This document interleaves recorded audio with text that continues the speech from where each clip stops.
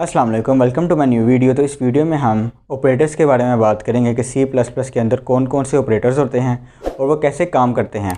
हम इस वीडियो के अंदर अरिथमेटिक ऑपरेटर, लॉजिकल ऑपरेटर और रिलेशनल ऑपरेटर के बारे में बात करेंगे। तो चलिए शुरू करते हैं।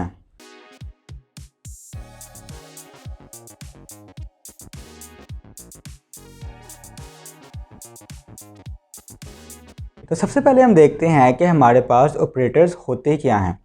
ऑपरेटर्स बेसिकली एक ऐसे एक्सप्रेशंस होते हैं, ऐसे सिंबल्स होते हैं जो दो वेरिएबल्स के दरमियान कोई ऑपरेशन परफॉर्म कर रहे होते हैं।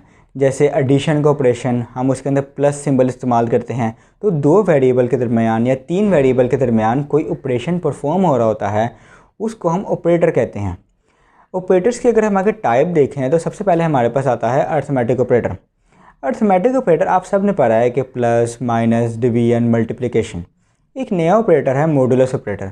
ये क्या होता है और कैसे काम करता है, ये अपने कोड के अंदर देखेंगे। अगर हम आगे देखें तो हमारे पास आते हैं रिलेशनल ऑपरेटर। रिलेशनल ऑपरेटर को समझना ज़रूरी है। इसको हम कंपैरिजन ऑपरेटर्स भी कहते हैं कि जैसे एक वैल्यू है A की 6, B की वैल्यू है 5। अगर हमने चेक करना हो कि दोनों में से बड़ा कौन है या दोनों में से कौन सी वैल्यू बड़ी है, हम चेक करेंगे A ग्रेटर दैन B, यानी कि 6 ग्रेटर दैन 5।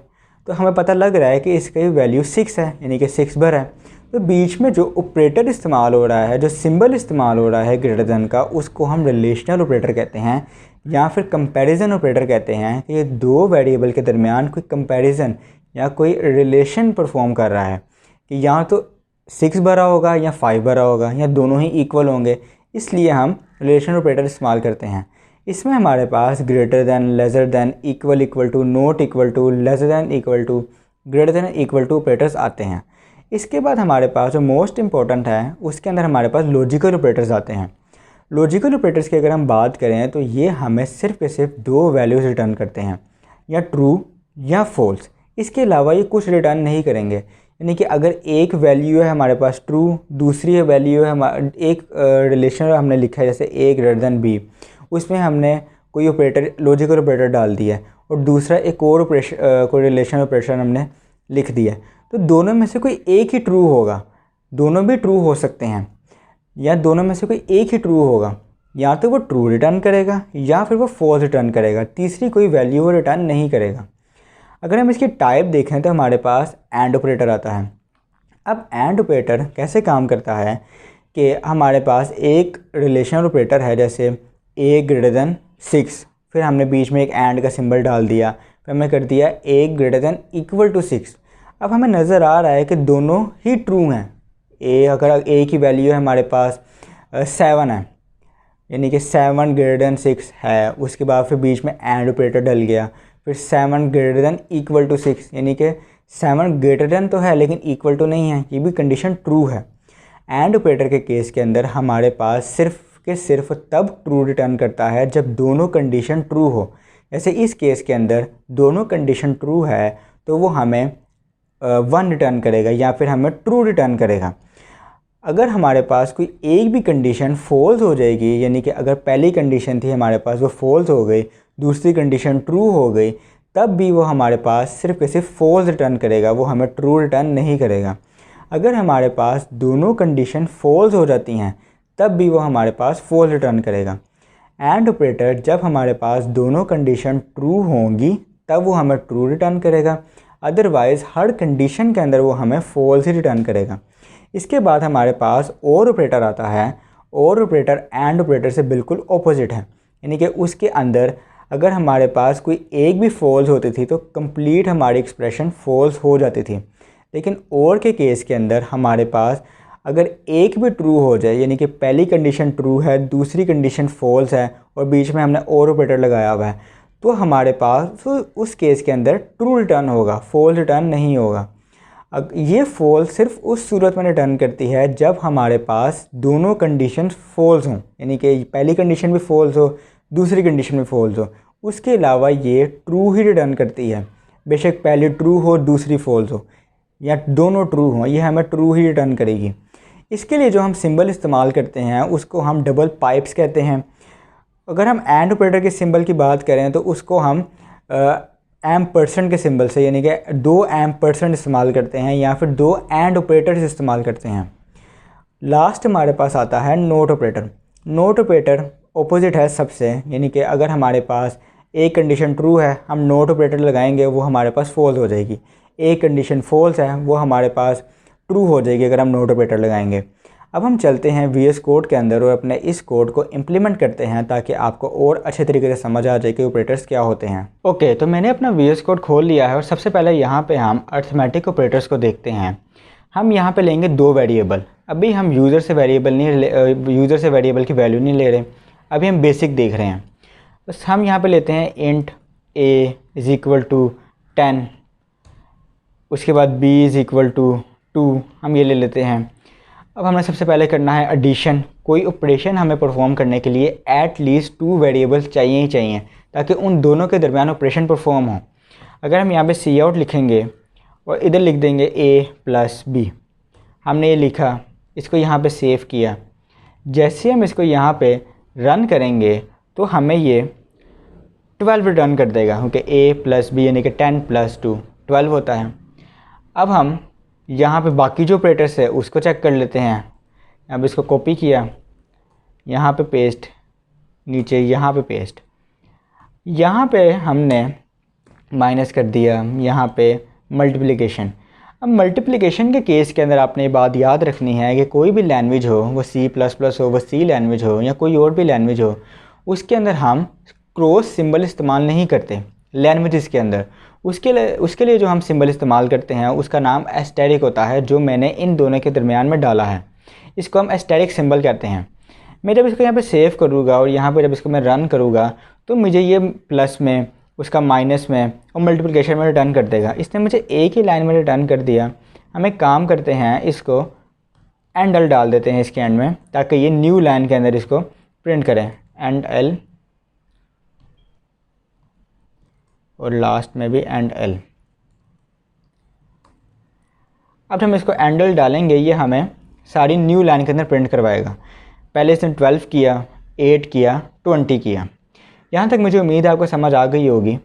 अब हम आगे देखें तो हमारे पास 2 ऑपरेटर्स आते हैं, एक डिवाइड का और एक मॉडुलस का।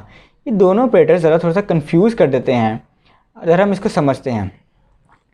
अगर हम यहाँ पे डालते हैं डिवाइड का ऑपरेटर, अब अगर आपने देखा होगा कि जब हम डिवाइड करते हैं तो हमारे पास ये कहता है कि जो जैसे हमने 2 को डिवाइड किया 10 पे तो हमारे पास 5 आना चाहिए, तो इसका ओरिजिनल आंसर 5 होगा। ये हमारे पास होता है डिवीजन ऑपरेटर। यहाँ पे इसका एरर क्या आ रहा है, हमें यहाँ पे डालना पड़ेगा, यहाँ सेमीकोलन ने डाला, सेव किया। जब हम इसको यहाँ पे रन करेंगे तो ये हमें 5 रिटर्न करेगा, 12, 8, 25। इसने 5 क्यों रिटर्न किया, क्योंकि एक्चुअल वैल्यू जो एक्चुअल रिज़ल्ट आया उसका वो 5 है। हम इसके एक्चुअल रिज़ल्ट की बात कर रहे हैं, वो 5 है। अब अगर हम यहाँ पे मॉडुलस ऑपरेटर की बात करें, जिसको हम मोड भी कहते हैं, तो उसके लिए हम a मॉडुलस b करेंगे, यहाँ पे एंड एल डाल देंगे, इसको सेव करेंगे। अब यहाँ पे ये हमें उसका रिमाइंडर रिटर्न करेगा। रिमाइंडर क्या, मैं आपको इसका समझाता हूँ कि जब हम 2 वैल्यूज़ को डिवाइड करते हैं तो इसमें 2 आंसर्स आते हैं। जब हम उसको अगर हम यहाँ पे लिखेंगे ना डिवाइड, तो जो उसका ओरिजिनल आंसर आएगा, यानी कि जब हमने 10 को डिवाइड किया 2 पे तो हमारे पास उसका आंसर आया 2 5 = 10, यानी कि उसकी ओरिजिनल जो आंसर है वो 5 है। अगर जब हमने मोड लिया तो वो उसका रिमाइंडर रिटर्न करता है, यानी कि अगर हमने 2 5 = 10 किया तो 10 वो प्रॉपर डिवाइड हो गया, तो उसका मॉडुलस क्या होगा, उसका रिमाइंडर क्या हमारे पास आएगा, उसका रिमाइंडर हमारे पास 0 आएगा। जब हमने इसको यहाँ पर रन किया तो हमारे पास इसने 0 ही रिटर्न किया, क्योंकि जब जो 10 है वो 2 पे प्रॉपर्ली डिवाइड हो रहा है, उसमें कोई दूसरी चीज़ नहीं है, उसने प्रॉपर्ली डिवाइड किया और हमारे पास 0 रिटर्न कर दिया। जैसे अगर हम यहाँ पे इसको 11 कर देते हैं, हम कहते हैं कि 10 डिवाइड ना हो, वो इजी है, हम कहते हैं कि भाई 11 रिटर्न हो। तो यहाँ पे हम पहले इसको क्लियर करते हैं। अब हम यहाँ पर जब इसको रन करेंगे तो ये हमें 0 रिटर्न नहीं करेगा, ये हमें 1 रिटर्न करेगा। उसने हमें 1 क्यों रिटर्न किया कि आप सपोज करें कि 2 बाहर है 11 अंदर है, 2 5 ज़ा 10, 11 और नीचे 10, 11 माइनस 10 जब हम करेंगे हमारे पास रिमाइंडर उसका 1 आएगा। पिछले केस के अंदर हमारे पास प्रॉपर्ली डिवाइड हो रहा था, उसको हम कहते हैं मॉडुलस ऑपरेटर। जब चीज़ कोई प्रॉपर्ली डिवाइड हो जाए तो वो 0 रिटर्न करेगी, जब वो चीज़ प्रॉपर्ली डिवाइड ना हो तो वो 1 रिटर्न करेगी या फिर कोई और उसका रिमाइंडर रिटर्न करेगी। इस चीज़ को हम मॉडुलस ऑपरेटर कहते हैं। उम्मीद है आपको समझ आई होगी। अब हम ए और बी को यूज़र से लेते हैं। ये तो हमने फिक्स वैल्यू इसकी रख दी थी, तो हम इसको अब यूज़र से लेते हैं और यहाँ पर जो डाटा टाइप है उसको फ्लोट कर देते हैं ताकि जो डिवाइड के वक्त हमारे पास उसमें आंसर आए, पॉइंट्स में हमारे पास आंसर आए तो भी हमें वो करें।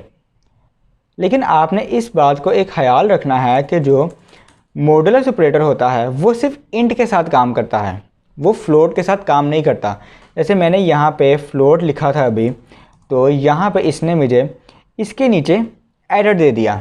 जैसे मैं इसको यहाँ पे इरेज करूँगा तो ये मुझे एरर मेरा ठीक कर देगा, क्योंकि यहाँ पे अब कोई एरर नहीं है। अब जब मैं इसको रन करूँगा, पहले मैं यूज़र से वैल्यू ले लेता हूँ, cout enter the value of a and b. ये मैंने यूज़र से वैल्यू ले ली। यहाँ पे हम एंड एल डाल देते हैं और नीचे हम सिंपली कर देते हैं सी इन। यूज़र से वैल्यू लेने का क्या तरीका था, लास्ट वीडियो में पढ़ा था, सी इन। उसके बाद हम यहाँ पर वेरिएबल का नाम पहले ए लेना है, पहले हमने वैल्यू लेनी है ए की, फिर हमने वैल्यू लेनी है बी की। ये 2 वैल्यूज़ हमने ले ली। अब जब हम इसको रन करेंगे, जब हम इसको रन करेंगे तब हमारे पास पहले ही वैल्यू पूछेगा। हमने ए की वैल्यू लिख रखनी है 56 में, क्या तो रख देता हूँ। बी की वैल्यू हमने रखनी है 12 रख देता हूँ मैं। अब इसने पहले एडिशन किया 68, 44, 6, 7, 2 और एंड पे इसने डिवीजन कर दी और डिवीजन उसने जो एक्चुअल उसका आंसर था वो प्रिंट किया, कोई रिमाइंडर प्रिंट नहीं किया। क्योंकि हमारे पास फ्लोट के केस के अंदर हम मॉडुलस ऑपरेटर इस्तेमाल नहीं कर सकते, हम सिर्फ इंटीजर के केस के अंदर मॉडुलस ऑपरेटर इस्तेमाल कर सकते हैं। जैसे मैं यहाँ पे जब इंट करूँगा और यहाँ पे इसको जो हमने लास्ट कॉपी किया था या कट किया था उसको करेंगे पेस्ट। अब मेरे पास सब कुछ सही है, मैं यहाँ पे इसको रन करूँगा, इसने मेरे से 2 वैल्यूज़ पूछनी है। हम सेम वैल्यू जो ऊपर पूछी थी वही पूछ लेते हैं। मैं कहता हूँ 56 और एक वैल्यू कहता हूँ मैं 12। अब इसने 68, 44, 4, 7, 2, 4 डिवीजन के केस के अंदर और 8 रिमाइंडर के केस के अंदर जो उसका मल्टीप्लाई करके रिमाइंडर आया है, जो एक्चुअल वैल्यू नहीं, जो रिमाइंडर आया है वो उसने 8 प्रिंट किया है और इसी को हम मॉडुलस ऑपरेटर कहते हैं। और ये सिर्फ इंटीजर के केस के अंदर वर्क करता है, फ्लोट के केस के अंदर वर्क नहीं करता। 4 उसने जो पॉइंट के बाद वाली वैल्यूज़ थी वो कट कर दी, क्योंकि हमने इंटीजर के अंदर हम प्रिंट कर रहे हैं। जब हम फ्लोट करेंगे तब वो पॉइंट के बाद वाली वैल्यूज़ भी हमें दिखाएगा। अब हम इसके बाद देखें, जो हमारे पास अगला ऑपरेटर्स आते हैं वो उसको हम कहते हैं रिलेशनल ऑपरेटर्स। हम इसको यहाँ से कट करते हैं और यहाँ से हम यूज़र से ही वैल्यू ले लेते हैं। हमने यहाँ से सपोज करें हमने यहाँ पे सी आउट किया और हमें चेक करना है पहला कि हमारे पास जो ए की वैल्यू है वो बी से बड़ी है कि या छोटी है। हम यहाँ पे लिखते हैं सिंपली ए ग्रेटर देन बी, हमने लिख दिया। एंड पे यहाँ पे एंड एल भी डाल देते हैं। अब अगर आपने सी आउट करना है और उसके अंदर आपने कोई रिलेशनल ऑपरेटर डालना है तो उसके केस के अंदर आप याद रखें कि आपने वो चीज़ राउंड ब्रैकेट्स के अंदर डालनी है या फिर पैरेंथेसिस के अंदर आपने वो चीज़ डालनी है। हम इसको डालेंगे तो हमारे पास जो एरर शो कर रहा था उसने दूर कर दिया। अब ए की वैल्यू, जैसे हम कोई भी ए की वैल्यू लेते हैं, हम ए की वैल्यू लेते हैं 6, बी की वैल्यू ले लेते हैं हम 7, यानी कि 6 ग्रेटर देन 7 जो कि एक फॉल्स है। हमें 0 रिटर्न कर देना चाहिए, यानी कि हमें फॉल्स रिटर्न कर देना चाहिए। इसने हमें 0 रिटर्न किया, यानी कि फॉल्स रिटर्न किया। मैं यहाँ पे एक और चीज़ डाल देता हूँ ताकि आपको समझ आ जाए, आप आंसर में कंफ्यूज ना हो। यहाँ पे लिख देता हूँ आंसर, यहाँ पे ये और इसका स्पेस, ताकि आंसर आपको समझ आ जाए कि आंसर कहाँ प्रिंट हो रहा है।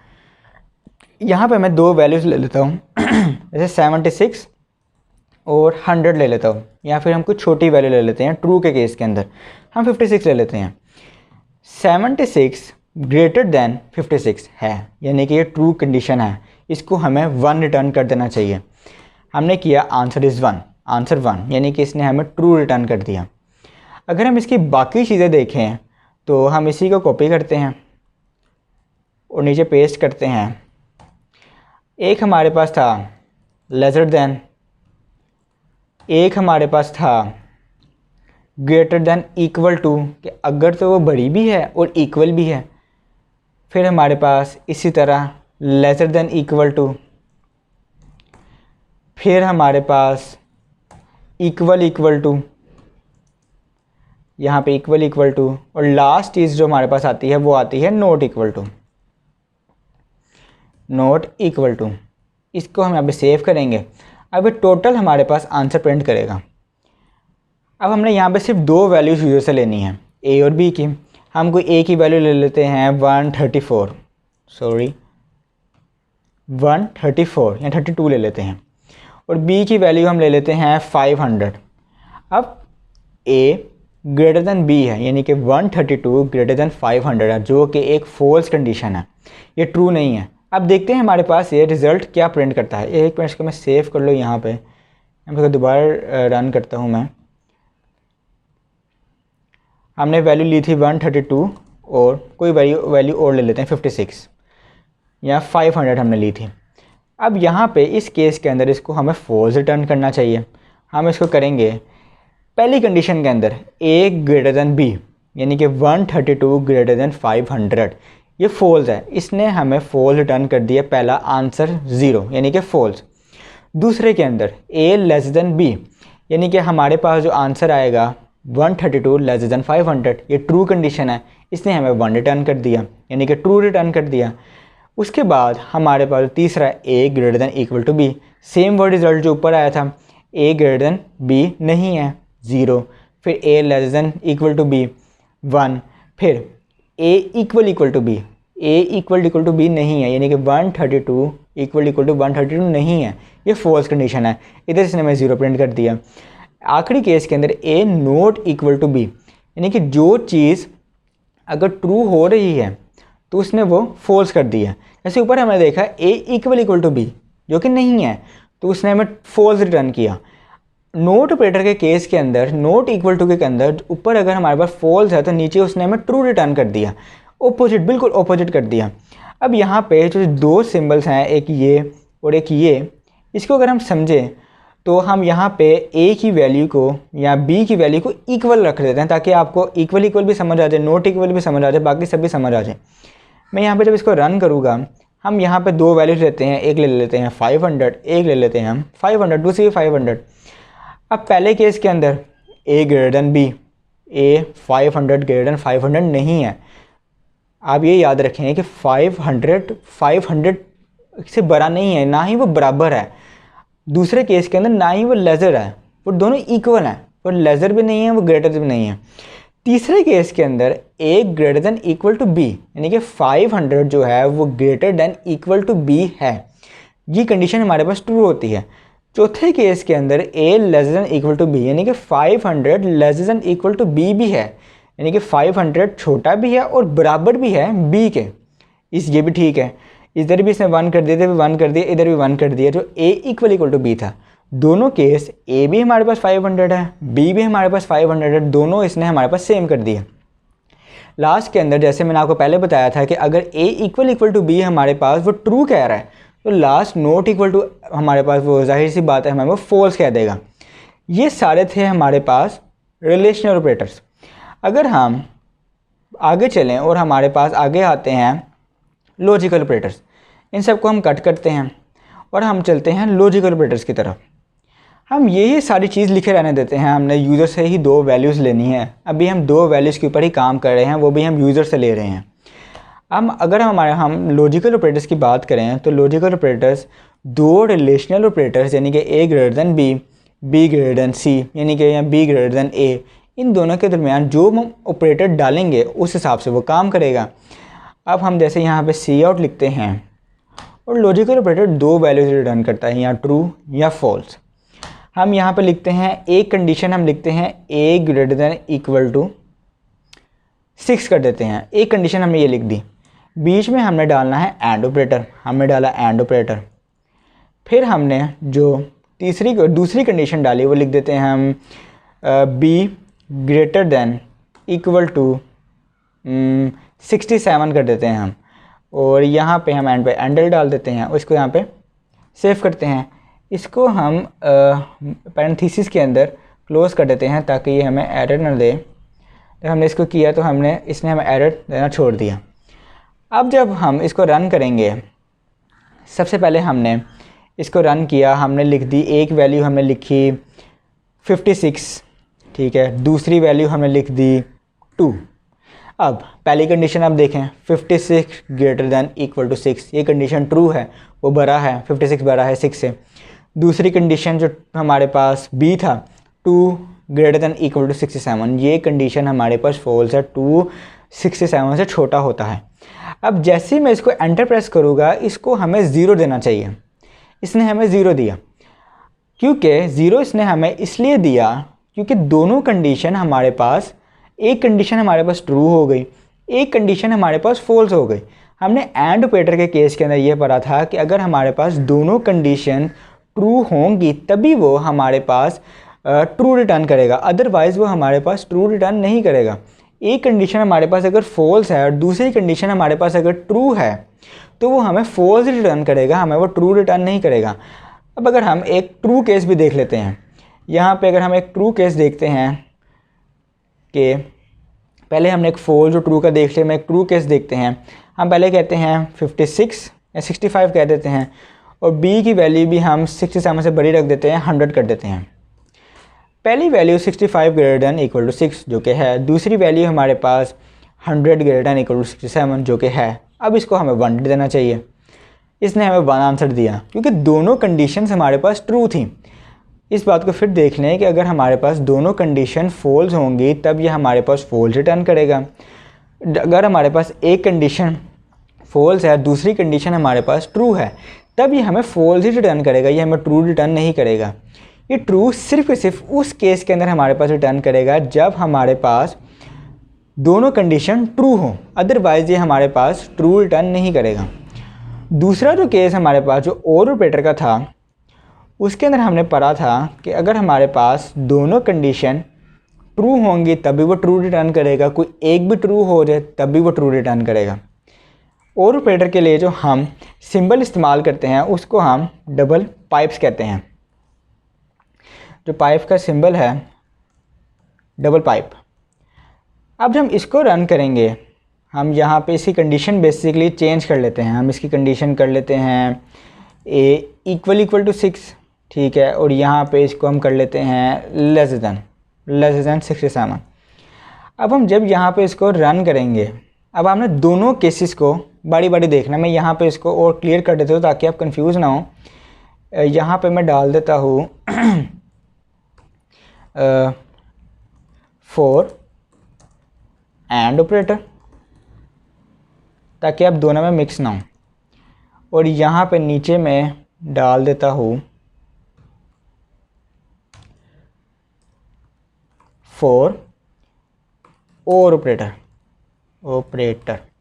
ठीक है, और यहाँ पे ये। अब जब मैं इसको रन करूँगा तो हमारे पास दो हमसे इनपुट लेगा। पहली इनपुट मैं दे देता हूँ यहाँ पे 100, दूसरी b की वैल्यू मैं दे देता हूँ यहाँ पे 65। अब आप पहली कंडीशन में देखें एंड ऑपरेटर के केस के अंदर 100 ग्रेटर देन इक्वल टू 6 जो कि कंडीशन हमारे पास ट्रू है, दूसरी है 65 ग्रेटर देन इक्वल टू 67 जो कि हमारे पास कंडीशन फॉल्स है। पहले केस के अंदर एंड ऑपरेटर के अंदर इसको हमें देना चाहिए फॉल्स।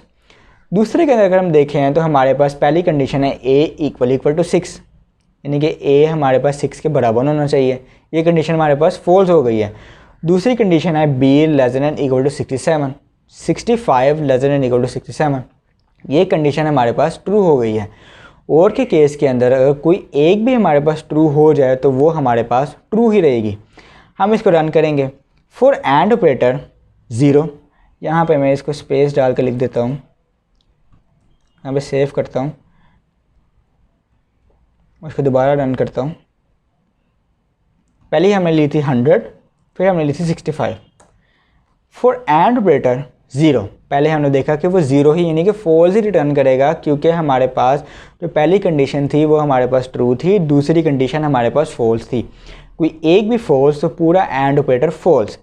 और के केस के अंदर हमारे पास पहली कंडीशन फॉल्स थी लेकिन दूसरी कंडीशन हमारे पास ट्रू थी, उस केस के अंदर हमारे पास ट्रू रिटर्न करेगा, क्योंकि कोई एक कंडीशन हमारे पास ट्रू ही है। जो तीसरा हमारे पास आता है उसको हम कहते हैं नोट ऑपरेटर। नोट ऑपरेटर को आप सिंपल समझ लें कि अगर हमारे पास कोई एक ट्रू है तो दूसरा फॉल्स होगा। यानी कि यहाँ पे हम लिखते हैं for note operator, for note operator, और यहाँ पे हम इसी कंडीशन डाल देते हैं। हम डाल देते हैं ए नोट इक्वल टू बी, हम ये कंडीशन डाल देते हैं और यहाँ पे एंडर डाल देते हैं। अब ये हमें क्या कह रहा है कि भाई जो हमारे पास दो वैल्यू हम लेंगे, जैसे 67 है, वो नोट इक्वल टू बी होनी चाहिए। तो ये कंडीशन एक है, अगर तो वो इक्वल होगी तो हमें 0 रिटर्न करेगा, अगर हमारे पास वो ऑपोजिट कोई और गलत वैल्यूज़ होंगी, ऑपोजिट वैल्यूज़ होंगी, तो हमें वो ट्रू रिटर्न करेगा। हम इसको देख लेते हैं। जैसे हम यहाँ पे कुछ सेम वैल्यूज़ ले लेते हैं, हम यहाँ पे 65 और 65 ले लेते हैं। पहले केस के अंदर 65 ग्रेटर देन इक्वल टू 6, जो कि हमारे पास एक तरह का ट्रू है, बल्कि एक तरह का क्या ट्रू है। दूसरे केस के अंदर हमारे पास वो फॉल्स है, ठीक है, तो हमारे पास पहला आएगा 0। दूसरे केस के अंदर b less than equal to 67, यानी कि 65 लेस देन इक्वल टू 67 है, दूसरा हमारे पास आएगा 1। तीसरे केस के अंदर a भी बराबर है, b भी बराबर है, यानी कि दोनों एक दूसरे से बराबर हैं। a not equal to b की कंडीशन हमारे पास हो गई है फॉल्स, तीसरा हमारे पास आना चाहिए फॉल्स। पहला 0, 1 और 0, पहला फॉल्स, दूसरा ट्रू और तीसरा भी हमारे पास आ गया फॉल्स। लास्ट अगर हम देखें, इसको हम दोबारा रन करें और हम ऑपोजिट वैल्यूज़ ले लेते हैं। हम लेते हैं 56 और 12, ऑपोजिट वैल्यू हमने ले ली। पहले केस के अंदर इसने हमें 0 प्रिंट किया। 0 क्यों किया? 56 ग्रेटर देन 6 है। दूसरे के अंदर b greater than equal to 67 नहीं है, यानी कि जो हमारे पास 12 है वो ग्रेटर देन इक्वल टू 67 नहीं है, बड़ा नहीं है, 0 आ गया। दूसरे केस के अंदर पहली कंडीशन हमारे पास हो गई फॉल्स, और जो हमारे पास b less than equal to 67 था वो आ गया हमारे पास ट्रू, उसने हमें ट्रू रिटर्न कर दिया। तीसरे केस के अंदर दोनों वैल्यूज़ ऑपोजिट थी, यानी कि 56 नॉट इक्वल टू 12 जो कि ऑपोजिट है, उसने हमारे पास उधर रिटर्न कर दिया ट्रू। तो उम्मीद है आपको आज का लेक्चर समझ आया होगा, ऑपरेटर्स कैसे होते हैं, कैसे काम करते हैं, क्या क्या होते हैं। अगर लेक्चर समझ आया तो बेल आइकन को दबा दें ताकि आपको आने वाली वीडियोज़ का नोटिफिकेशन मिलता रहे। आज के लिए इतना ही, ओके, अल्लाह हाफिज़।